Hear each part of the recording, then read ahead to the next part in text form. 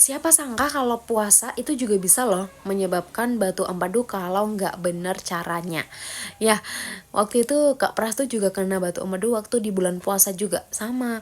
Tapi waktu itu apa ya, istilahnya nggak yang kayak semua orang puasa terus kena batu empedu, enggak ya, nggak semuanya kayak gitu. Tapi kebetulan aja waktu itu Kak Pras itu kena batu empedu ya saat bulan puasa. Dan waktu itu ternyata Kak Pras itu batu empedunya ada 5. Jadi dia nggak bisa buka puasa pertama, puasa kedua itu nggak bisa buka. Bukan nggak bisa buka, nggak bisa puasa kalau teman-teman paham. Nggak bisa puasa karena benar-benar yang sakit perut, belasan kali bolak-balik kamar mandi. Karena ternyata gini, kalau misalkan puasa itu dia ternyata tubuh nggak makan kan selama belasan jam, berjam-jam bahkan. Nah, empedu tuh tetap dia mengeluarkan cairan empedu. Akibatnya cairan empedu tadi kan nggak ada makanan atau nutrisi yang dimakan kan.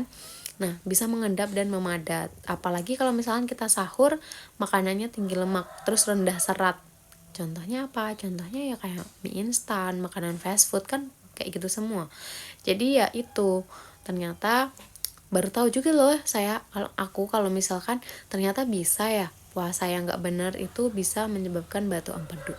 Nah, solusinya apa? Solusinya adalah tetap jaga sahur sama buka puasa tuh ya cukup serat, cukup makanan yang mengandung banyak vitamin. Nah, waktu itu Kak Pras nih, lanjut cerita Kak Pras yang dimana waktu itu ngerasain sakit perut yang mual-mual. Wah, parah banget sih mual-mualnya, bener-bener yang kayak melebihin orang hamil. Orang hamil kan dikit-dikit mungkin nyium apa baru itu belum nyium apa-apa udah mual. Dan akhirnya apa? Akhirnya waktu itu pas bulan puasa dibawa ke rumah sakit di USG, batu empedunya ada 5, multiple, beda-beda ukuran. Ukurannya 0,8 sampai 1 cm. Dan di situ Kak Pras itu akhirnya pulang dari rumah sakit, dari dokter itu.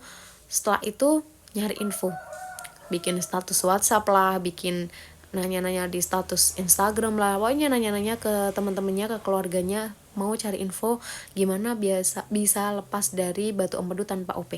Akhirnya nemu sama herbal Cina karena direkomendasiin sama temennya. Dan singkatnya 1 bulan konsumsi itu benar-benar yang ada efek positifnya, bahkan mualnya itu jarang kambuh. Dan akhirnya 2 bulan diterusin konsumsi, benar-benar yang kayak oh ternyata bisa ya, ternyata batu empedunya itu benar-benar udah nggak ada. Dan itu sering USG kok. USG terakhir saya lihat sendiri juga bahwa batu empedunya udah nggak.